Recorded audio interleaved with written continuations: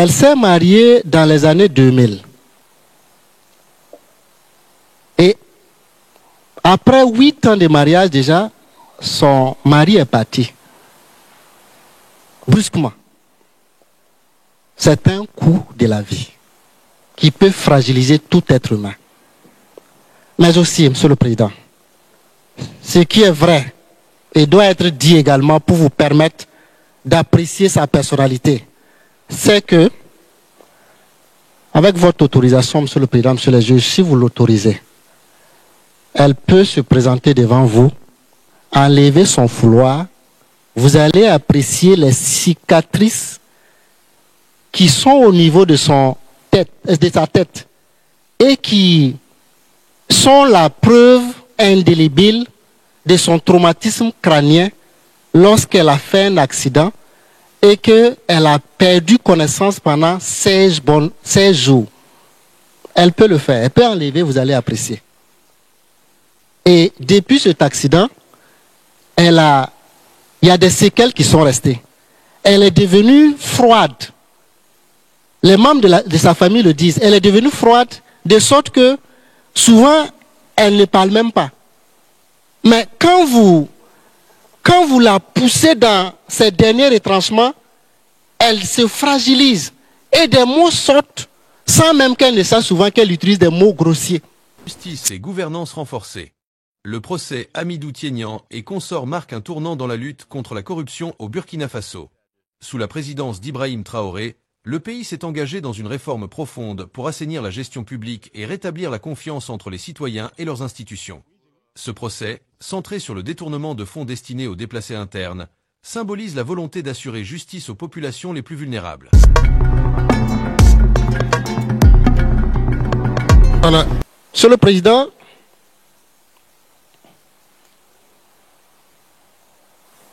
l'aspect pédagogique de ce procès, l'aspect pédagogique, le fait que nous soyons filmés en direct, que toutes les fautes, peut-être même d'autres me le diront, feront des commentaires. Maître Kondomo a utilisé là au lieu de lait. On me juge. Mais bon, enfin, c'est notre travail. Le fait que nous soyons en direct, exposés, est-ce que ce n'est pas un élément qu'il faut prendre en compte dans la sanction? Est-ce que ce n'est pas déjà une sanction? Qu'on m'indexe dehors par ironie. Oui, l'avocat de la dame qui a insulté. Qu'on fasse des chansons sur les réseaux sociaux avec sa voix. Que des États-Unis, des gens me font des captures d'écran et ils m'envoient. Que de la France, que de la Côte d'Ivoire, que de Bobo Dioulasso, que de Ouagadougou. Que mes amis d'enfance que j'ai perdu de vue depuis une vingtaine d'années m'envoient ce type de commentaires-là. Bon, moi qui suis l'avocat, ça vaut mieux. Elle qui est jugée. C'est pas si vous avez fait un tour sur les réseaux sociaux. C'est pas si le parquet aussi en a fait. Il y a des choses même qu'on peut poursuivre. Hein? Est-ce que ça, ce n'est pas une sanction? Pour moi, c'est une sanction. Mais vous êtes humain, Monsieur le Président. Et la justice a un visage humain. Contrairement à ce que dit le procureur du Faso, la justice a un visage humain. Comme c'est des gens qui jugent leurs semblables, vous ne pouvez pas occulter cela. Ce n'est pas possible. Dans 30 ans, dans 100 ans, ceux qui auront bien conservé les archives vont refaire sortir ça sur les réseaux sociaux. Pour moi, c'est déjà une sanction. Et c'est indélébile. Elle va mourir avec cette caricature-là. Qu'elle soit condamnée ou relaxée, c'est pareil. Quand elle sortira, quand il ira au marché, c'est pas la dame qui a détourné les deniers publics là, c'est pas la dame qui était à la télé là, c'est pas elle. C'est à vie. Elle va mourir dans ça. Et pour moi, c'est déjà une sanction, Monsieur le Président. C'est une sanction. Cela dit, Monsieur le Président, alors, Vous voyez, l'autre circonstance que je veux faire ressortir, c'est la personnalité de ma cliente. La personnalité de ma cliente. Madame Tarpaga. Je ferai fi de ce qui s'est passé à l'audience du 10. Mais c'est déjà dans vos têtes, Monsieur le Président. Mais vous jugez des humains qui ont des humeurs, qui ont des défauts, qui ont des failles. C'est déjà ancré dans vos têtes, Monsieur le Président. Est-ce qu'il faut rattacher à ma cliente une habitude pour ce qui est arrivé? Non. Et je vais vous expliquer pourquoi. Monsieur le Président, Monsieur les juges, si je pouvais qualifier Madame Tarpaga, je vous dirais une bonne religieuse. Elle a répété des mots qui sont sortis ici. Les gens pensent que c'est de l'amusement. Mais avant donc qu'elle ne soit déposée à la maison d'arrêt pour ce fait-là, chaque fois qu'elle m'appelait avant d'aller à la messe, le soir, chaque fois qu'elle m'appelait, elle n'arrivait pas à m'avoir parce que moi j'étais occupé en ce moment-là. Et quand je rappelais, je ne pouvais pas la voir. Et c'est autour de 22 heures qu'elle me rappelait pour me dire, maître, j'étais à l'église, je priais. C'est une réalité. Donc, je dirais une bonne chrétienne. Après cela, c'est une bonne mère. C'est une bonne mère. C'est une veuve. Ce sont des faits, je n'invente rien. Est-ce que vous pouvez les utiliser pour atténuer sa responsabilité, diminuer la peine à son égard? Oui, vous pouvez. Puisqu'on est des humains. Et nous ne sommes d'ailleurs que cela. Veuve, elle a su éduquer ses enfants qui sont en France, qui m'appellent presque chaque jour, qui veulent savoir le sort de leur maman, m'écrivent. Comme je suis avocat, secret professionnel, je ne peux pas tout dire. Des enfants responsables, Monsieur le Président. Des enfants excellents. Tous les trois ont eu le bac burkinabé avec plus que la mention. Le premier a eu la bourse marocaine. Il allait pour ses études, il a postulé pour Campus France, il s'est retrouvé en France et à travers lui, il a tiré ses petits frères. C'est une réalité.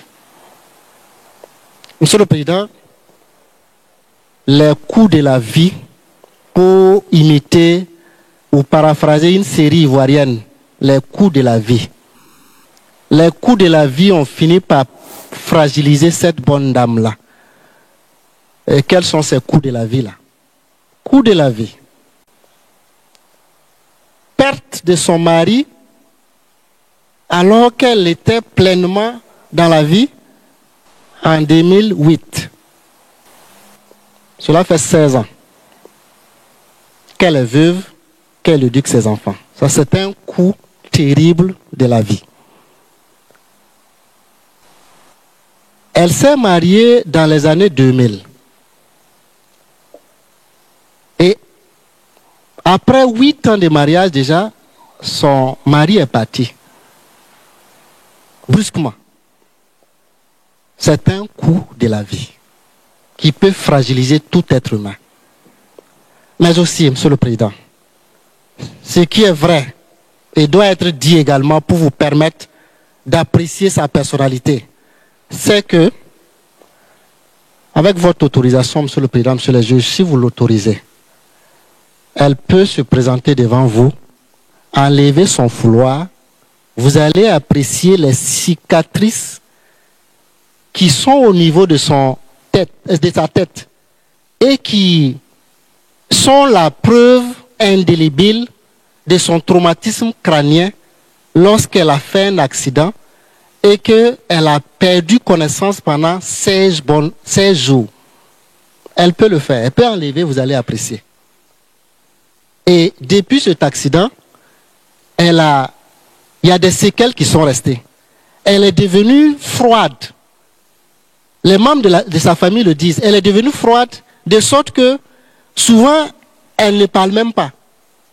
Mais quand vous la poussez dans ses derniers retranchements, elle se fragilise. Et des mots sortent sans même qu'elle ne sache souvent qu'elle utilise des mots grossiers. Sans même qu'elle ne le sache. C'est humain. C'est humain. Sinon, à quoi bon vouloir injurier et murmurer? À quoi bon? Si vraiment c'est la volonté d'insulter pour faire mal, pourquoi murmurer? C'est pour vous dire que des séquelles sont restées. Et vous pouvez constater, si vous le permettez, elle va vous montrer. Non, non, ces pièces ne sont pas relatives donc à ces cicatrices-là. Parce que ça date. J'ai dit de produire les pièces. Il y a un professeur au niveau de Yalagado qui est en train de s'activer pour retrouver les pièces.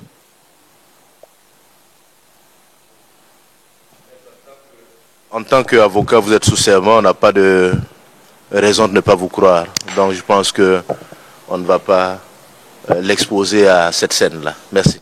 Merci beaucoup, Monsieur le Président. J'ai toujours dit que vous êtes une tête couronnée. Merci beaucoup. Et cela dit, Monsieur le Président, les coûts de la vie.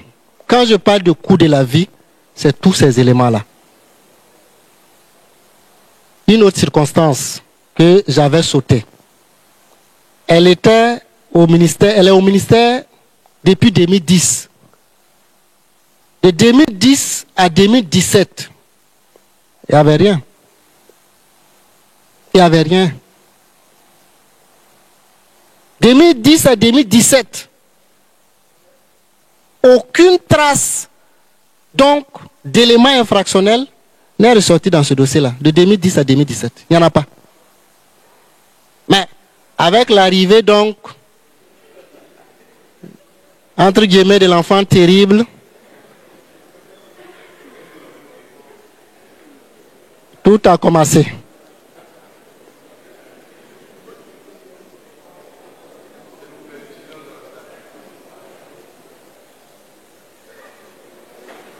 Tout a commencé donc, à partir de 2018. Ce sont les premières traces. En même temps, maître, Hein? je pense qu'il est bon que vous n'exposiez pas d'autres personnes en défendant vos clients également, votre client. Ok. Merci bien. Merci beaucoup, Monsieur le Président, c'est compris. Mais comme les faits sont liés, je ferai l'effort de ne pas donc, exposer des gens. Monsieur le Président, pour moi, ça aussi, c'est une circonstance essentielle dans l'examen de ce dossier. Alors, Monsieur le Président, est-ce qu'après tout ça, les circonstances, la personnalité de ma cliente, est-ce qu'après tout ça, est-ce que vous pouvez raisonnablement requérir 15 ans d'emprisonnement contre elle, ferme? Est-ce que vous pourrez? Moi, je me dis non. Avec toutes ces circonstances et sa personnalité, les coups de la vie qu'il a fragilisé,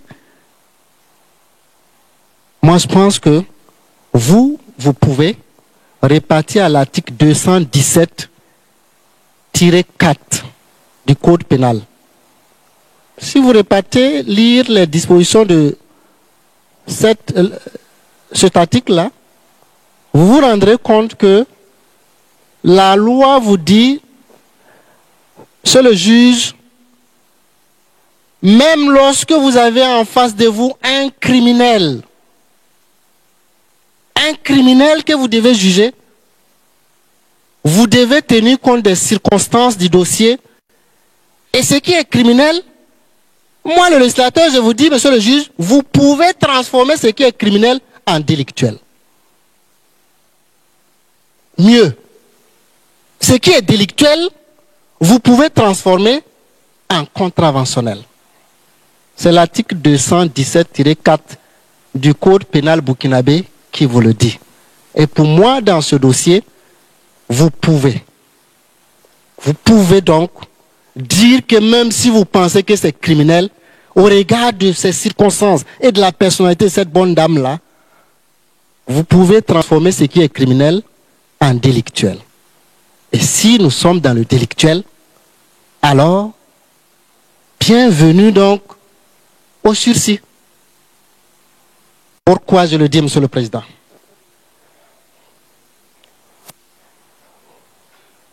Monsieur le Président, je vous dis que le sursis est possible dans ce dossier pour Madame Tarpaga. Je vous explique. Si vous suivez donc mon raisonnement, que vous parvenez à dire que c'est délictuel, c'est qu'on lui reproche. Pour moi-même d'ailleurs, devant vous, c'est délictuel, parce que ce qui est criminel relève de quelqu'un d'autre. Si c'est délictuel, quelle disposition vous permet donc d'assortir votre décision de sursis? Article 211-1 du Code pénal, combiné à l'article 615-1 du Code de procédure pénale.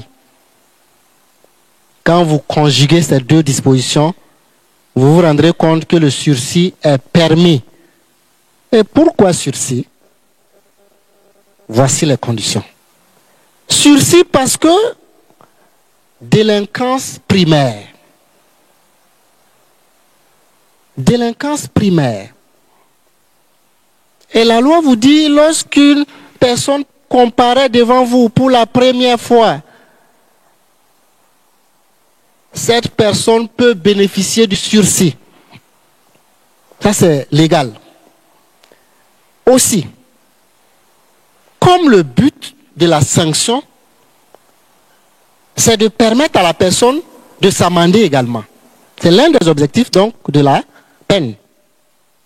Que votre peine permette à Madame Tarpagane Ouedraogo,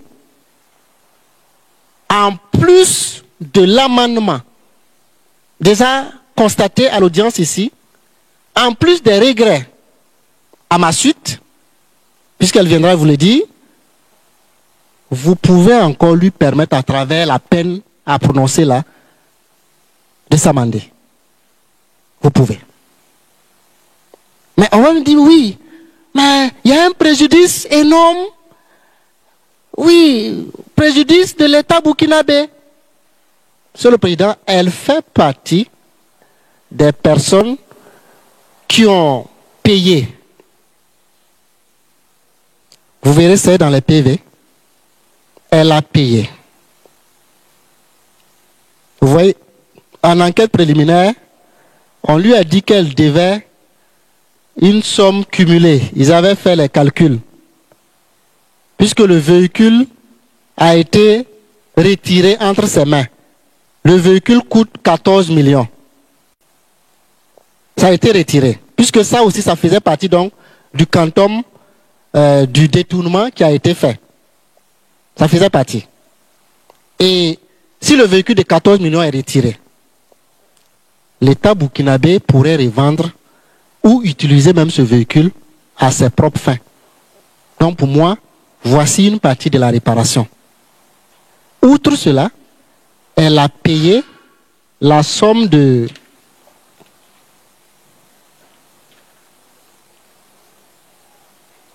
6 millions 385 000, si je ne me trompe pas, si mes calculs sont bons. C'est ce qu'on lui a reproché pour dire que voici ce que tu as pu détourner avec T1. Et spontanément, en enquête préliminaire, où elle n'était même pas partie comme personne et contre une personne contre laquelle pèsent des indices. Elle est partie seulement pour témoigner parce que T1 a cité son nom et elle a versé ces montants là-bas. Il y a le préjudice. Donc pour elle, jusqu'à ce que le débat s'ouvre, elle a contribué donc à réparer ce préjudice-là. Ça aussi, c'est une circonstance, Monsieur le Président. Parce que vous pouvez condamner des gens, même à 1100 ans d'emprisonnement. Mais ce qu'on recherche ici, c'est que l'État retrouve ses fonds. C'est qu'elle a déjà commencé à faire. Même si on lui reproche autre chose, un montant supplémentaire, elle est dans cette dynamique. Et si elle est en liberté, l'État aura l'entièreté des fonds qu'on lui reproche. Ça, ce n'est pas un débat. Parce que c'est visible déjà à travers son comportement. Donc, pour un prévenu ou une prévenue qui a déjà aidé à réparer, je vous dis que ça a été fait avant le PV d'enquête à parquet. Puisque c'est à travers le PV d'enquête à parquet qu'on a commencé à lui reprocher des choses. Bon, est-ce qu'on ne pourrait pas dire qu'il s'agit là, donc, d'un repentir actif ou semi-actif? Est-ce qu'on ne peut pas le dire? Pour moi, oui. Le fait de payer déjà des sommes d'argent, parce qu'il y a d'autres prévenus qui ne l'ont pas fait. Mais elle est déjà payée. Est-ce que ce n'est pas un repentir? Aider même la victime à commencer à rentrer dans ses fonds avant même la poursuite. Moi, je peux le considérer ainsi. Et je vous invite donc à considérer également ainsi. Et dire que vous pourrez, sur la combinaison donc des articles précités, assortir votre décision de sursis. Vous pouvez les reprendre, ces bases légales. J'allais vous poser la question. 211-4 et 217-4 du Code pénal. Ça, c'est pour vous permettre, au regard des circonstances, de dire qu'en réalité, même ce qui peut être criminel est délictuel. Et si on est dans le délictuel maintenant, vous pouvez, sur la base de la combinaison des articles 211-1 du Code pénal et de l'article 615-1 du Code de procédure pénale, assortir votre décision à venir du sursis. 615-. Monsieur le Président, je pense que j'ai suffisamment parlé des circonstances 615-1 du Code de procédure pénale. Monsieur le Président, je vais finir par le grand 5. Le grand 5, les intérêts civils. Alors, pour la détermination des intérêts civils, moi j'ai tout entendu. L'État a fait une évaluation sur la base de pièces versées à votre dossier. Pièces qui n'ont pas fait l'objet de discussion. Pièces versées en l'état. Mais finalement, en fin de compte, quand moi j'ai remis ces pièces à ma cliente, elle a pu faire sortir donc des détails. J'aimerais que vous notez, très humblement. Vous voyez, elle dit que tous les chèques à son nom sur le compte PRPG sont des activités régulières. Et cela peut se vérifier aisément. Parce que le parquet allait faire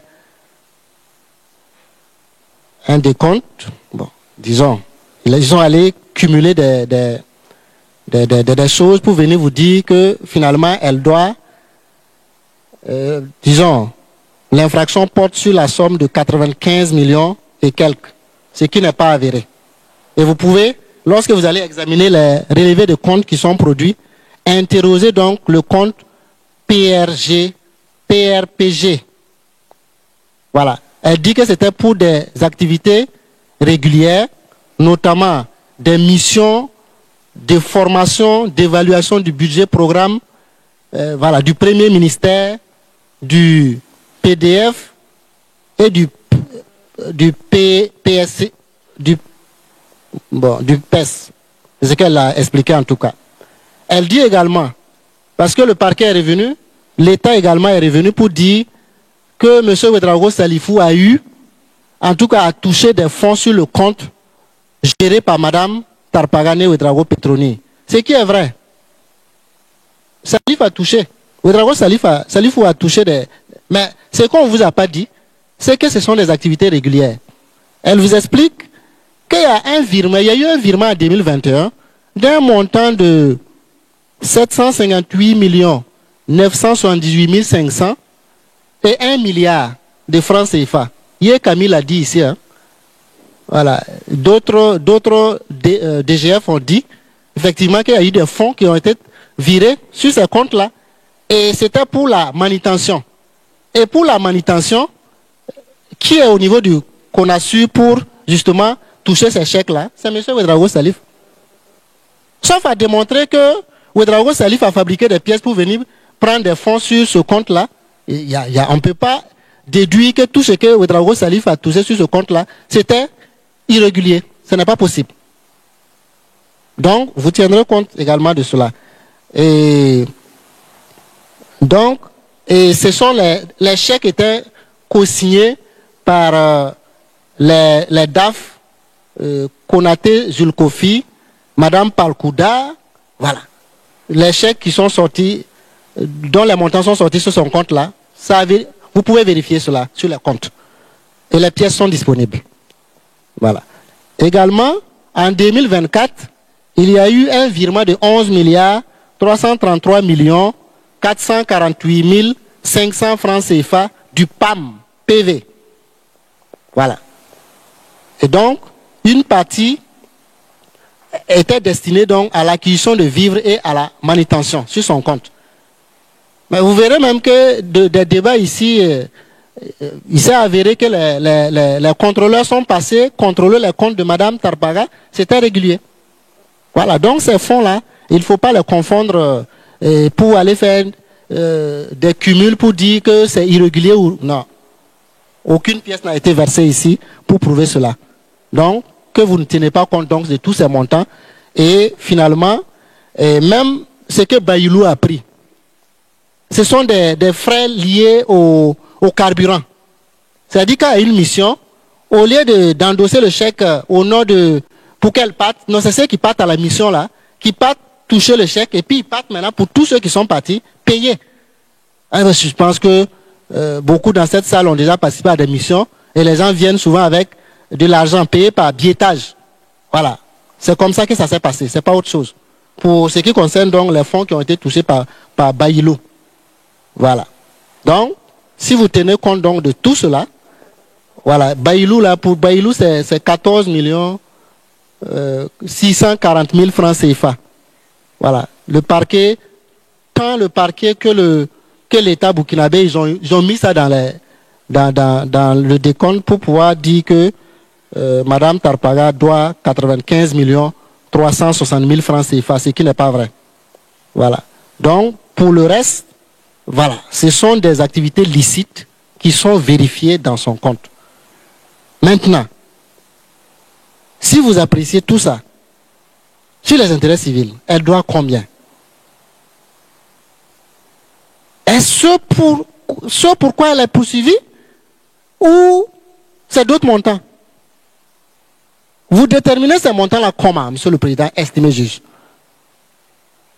Hormis les pièces qui sont fournies, hormis les déclarations spontanées à l'audience ici, vous n'avez aucune pièce. Et vous n'avez pas le choix que de dire que ce qu'on lui reproche là, c'est effectivement les 20 millions là, voilà, qu'elle aurait donc détourné. Même si une partie même est déjà prescrite du moins. Donc, pour moi, c'est ce que vous devez faire. Parce que vous n'avez pas d'autres éléments. Si vous prenez le compte, les relevés de compte, vous ne vous en sortirez même pas. Dans tous les cas, Monsieur le Président, vous apprécierez. Maintenant, parlons de la solidarité dans la condamnation. Les partis civils ont demandé une condamnation solidaire. Voilà pourquoi je vous disais de ne pas cuire la tête de l'éléphant dans une seule marmite parce que ce n'est pas possible. Disséquer.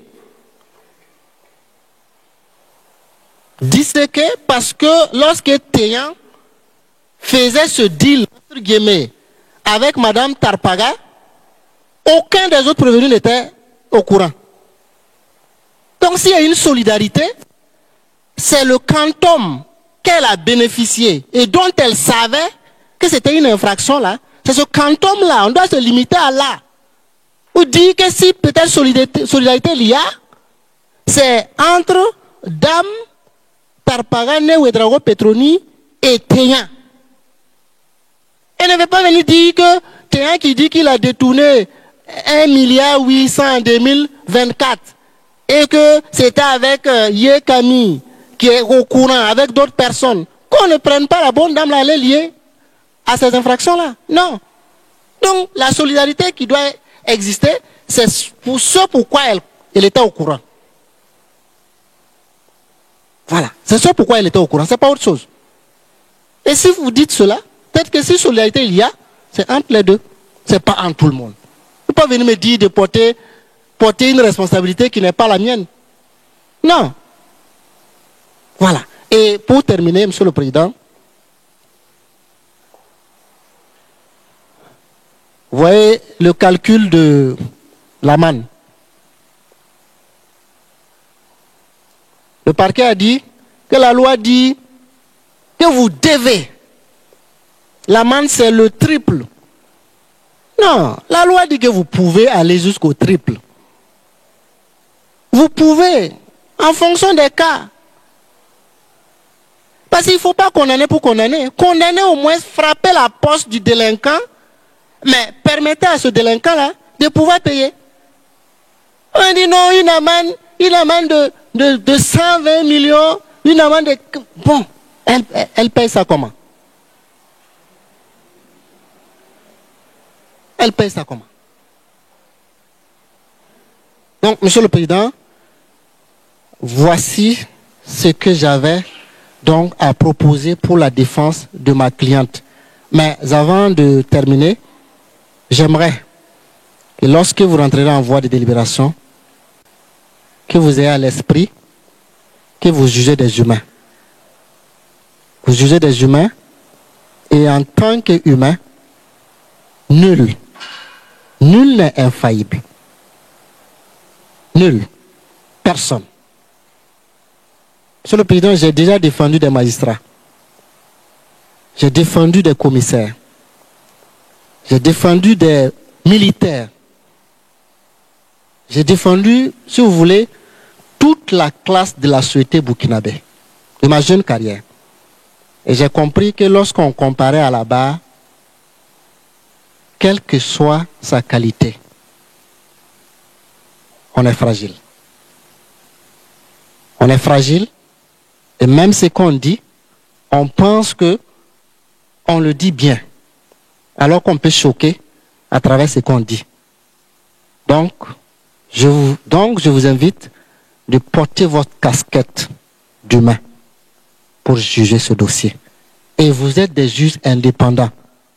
Et votre indépendance s'apprécie à travers le fait que vous assumez vos décisions.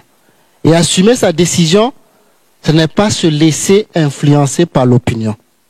Et moi, vous connaissant, pour avoir plaidé plusieurs fois devant vous, je sais que vous n'êtes pas ce type de magistrat. Vous n'êtes pas ce type de juge.